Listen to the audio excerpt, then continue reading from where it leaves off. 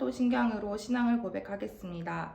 전능하사 천지를 만드신 하나님 아버지를 내가 믿사오며 그 외아들 우리 주 예수 그리스도를 믿사오니 이는 성령으로 잉태하사 동정녀 마리아에게 나시고 본디오 빌라도에게 고난을 받으사 십자가에 못 박혀 죽으시고 장사한 지 사흘 만에 죽은 자 가운데서 다시 살아나시며 하늘에 오르사 전능하신 하나님 우편에 앉아 계시다가 저리로서 산자와 죽은 자를 심판하러 오시리라. 성령을 믿사오며 거룩한 공회와 성도가 서로 교통하는 것과 죄를 사하여 주시는 것과 몸이 다시 사는 것과 영원히 사는 것을 믿사옵나이다. 아멘.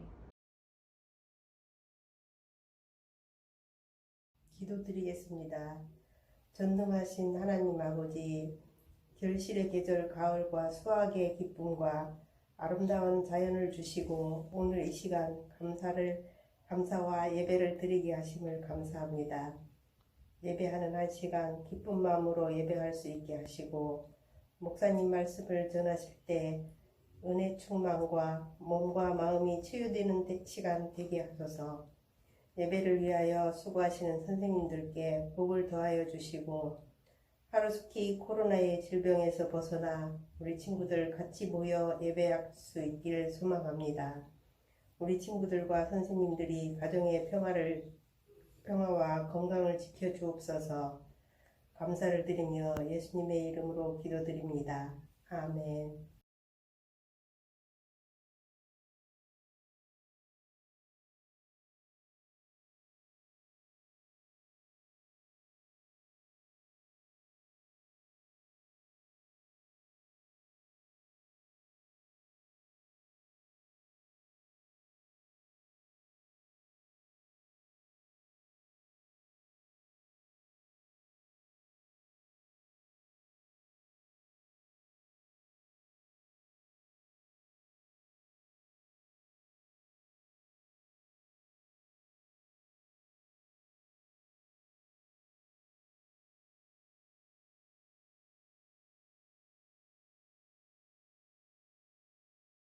할렐루야. 사랑부 친구들, 선생님들, 오늘도 말씀을 듣는 가운데 하나님께서 크신 은혜를 내려주실 줄로 믿습니다. 우리 계속해서 감사에 대한 말씀을 살펴보고 있어요. 오늘은 구약의 이 마지막 때에 활동하였던 이 하바국 선지자의 그러한 감사, 그런 부분을 한번 말씀을 통해서 살펴보려고 합니다. 오늘은 앞서 얘기했던 것처럼 구약 선지자 중에 한 명이었던 이 하바국 선지자의 그 고백을 노래하고 있는 것을 볼 수가 있는데요.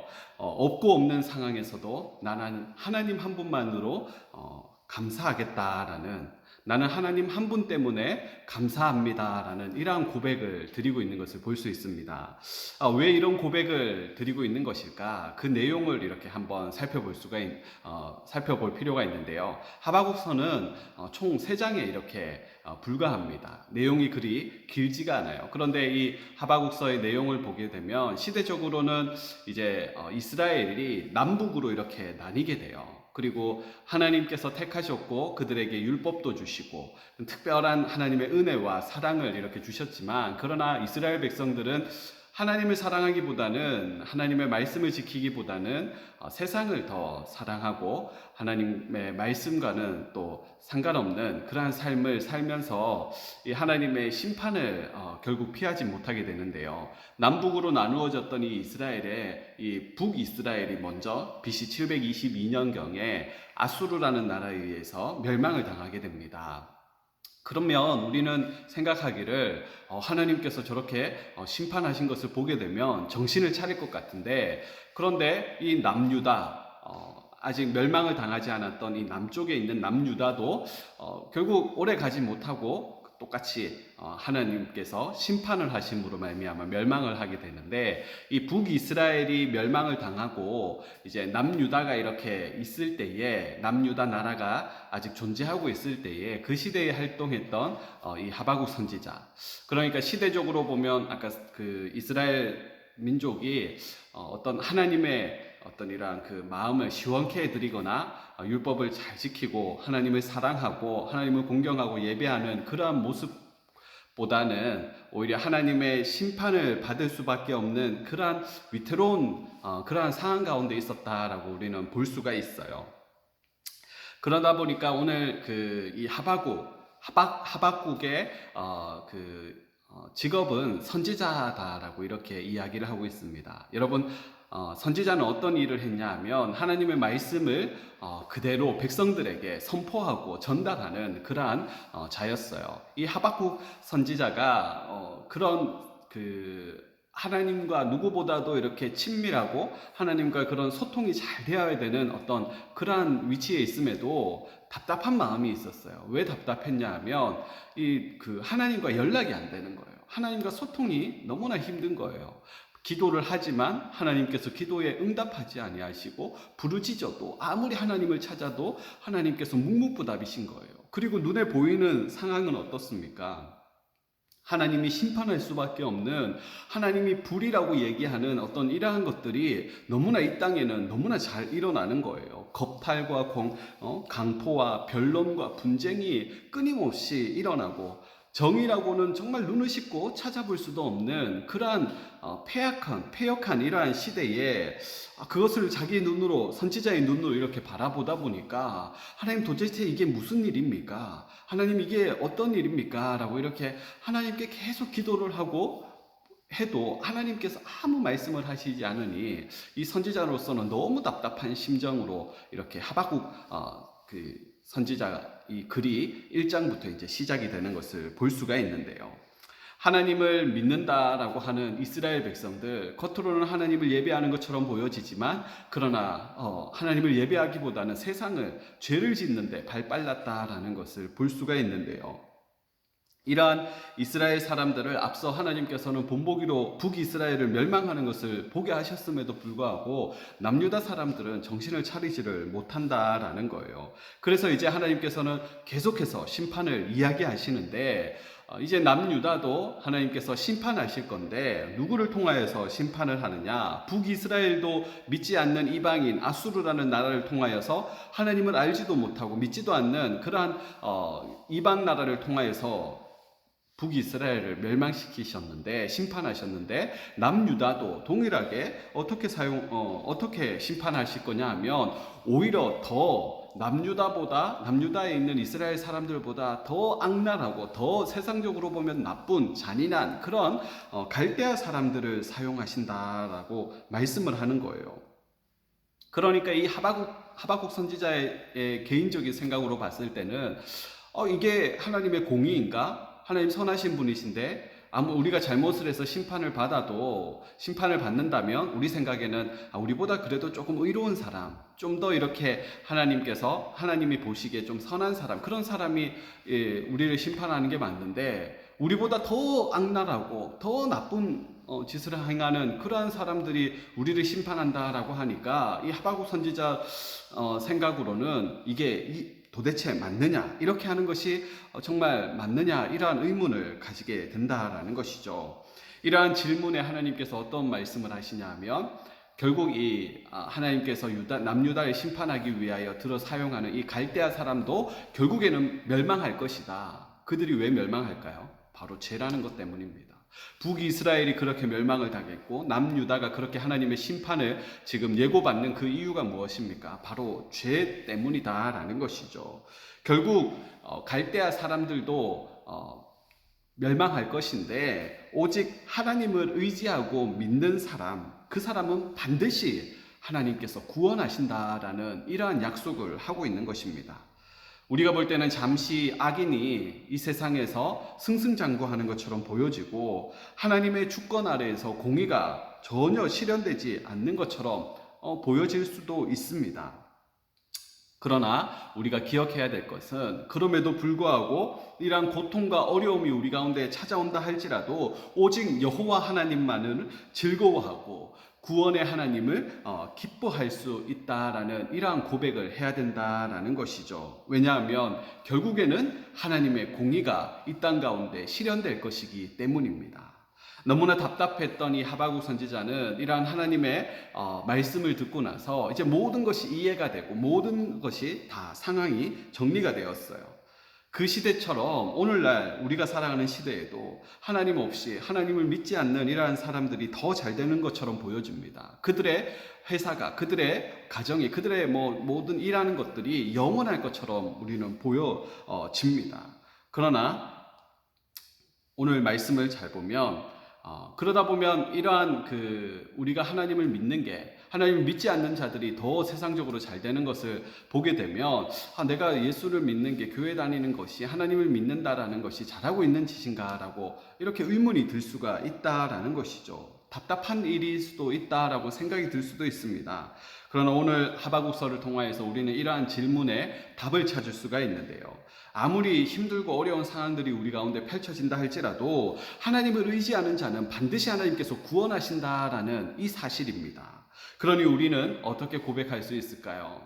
환경과 상황을 바라보고 하나님 어찌합니까? 라고 이렇게 할 것이 아니라 환경과 상황을 뛰어넘어 오직 믿음으로 말미암아 하나님을 의지하는 자는 하나님께서 반드시 구원하신다라는 이 명확한 진리, 이 명확한 이 사실 하나를 붙들고 우리는 하나님 한 분만으로, 그럼에도 우리는 하나님 한 분만으로 감사하고 즐거워할 수 있습니다라고 고백할 수 있다라는 것이죠. 오늘 본문에 보면 이 하박국 선지자가 마지막으로 고백하기를, 비록 무화과 나무가 무성하지 못하며 포도나무에 열매가 없으며 감람나무에 소출이 없으며 라고 이렇게 이야기하고 있습니다. 무화과 나무, 포도나무, 감람나무는 당시 이 이스라엘 나라가 있었던 이 팔레스틴 지역의 가장 흔한 나무, 그리고 가장 중요한 그러한 유실수 나무였어요. 그런데 이러한 나무가 무성하지 못하다, 열매의 소출이 없다라는 것은 그야말로 절망적인 이러한 상황을 이야기하는 것입니다. 포도나무에서 얻어지는 이 포도주는 오늘 우리나라에서 얘기하면 물과 같은 거예요. 당시 사막지대인 이 이스라엘의 이 물이라는 것은 참 귀했기 때문에 오히려 이 포도주로 인하여 포도주를 음료처럼 마셨는데 먹을 것, 이 포도나무에 열매가 없다, 소출이 없다라는 것은 결국 이러한 먹을 것도 마실 것도 없다라는 이러한 상황을 이야기하는 것이죠. 그리고 이들의 나무에서 나는 이러한 소출은 그냥 먹는 식용으로만 쓰는 것이 아니라 감람나무에서 나오는 이러한 올리브유나 이러한 것은 또 약재료로, 그리고 또 제사를 드릴 때에, 예배를 드릴 때에, 잔치 때에 사용하는 그러한 것으로 사용을 했기 때문에 이러한 식물들이 다 비틀어져서 아무 결실이 없다라는 것은 일상적인 그 어떤 생활도 다 스톱이 되어버린, 아무것도 할 수 없는 그러한 처지에 다다르게 되었다라는 것을 이야기하는 것이죠. 또한 하박국 선지자는 어떤 고백을 합니까?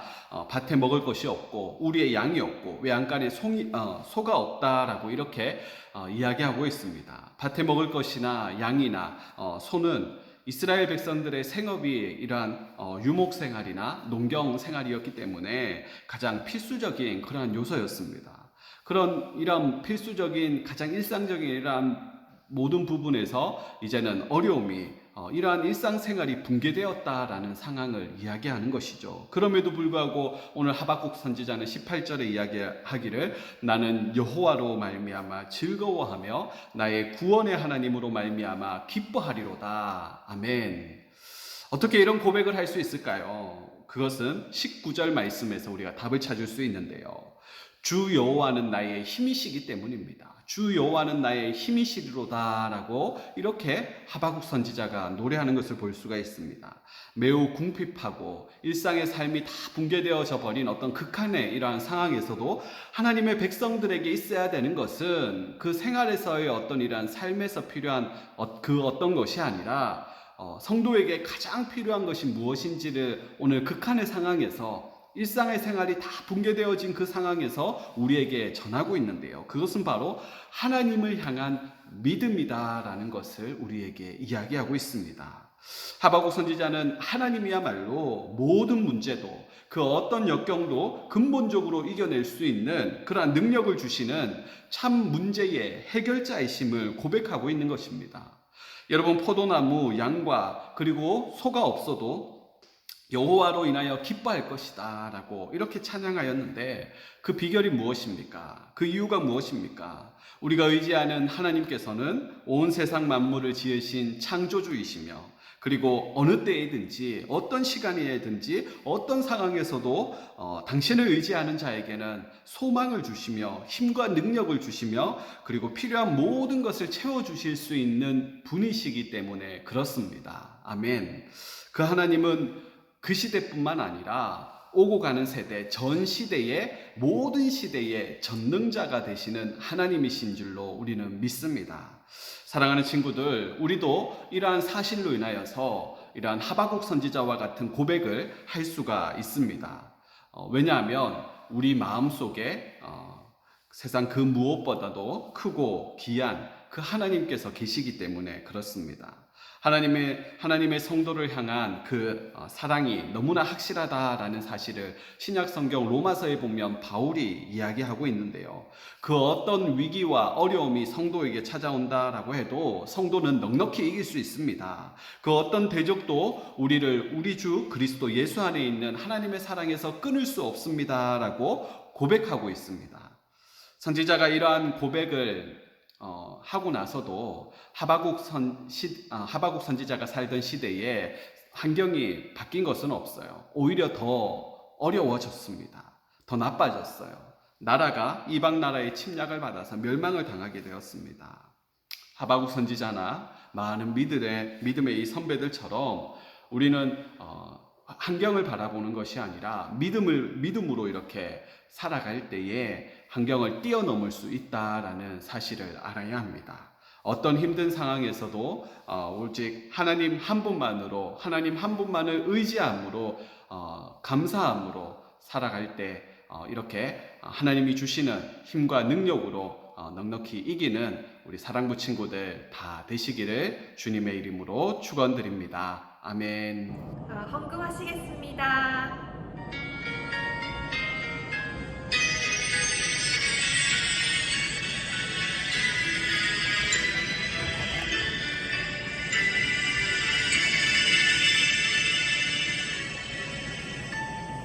지금 내가 가진 것을 하나님께 드립니다.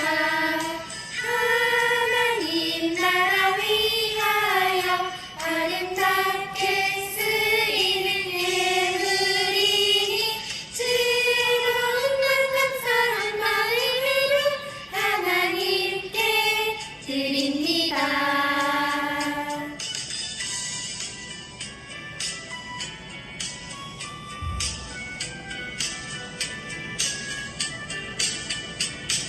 지금 내가 가진 것을 하나님께 드립니다.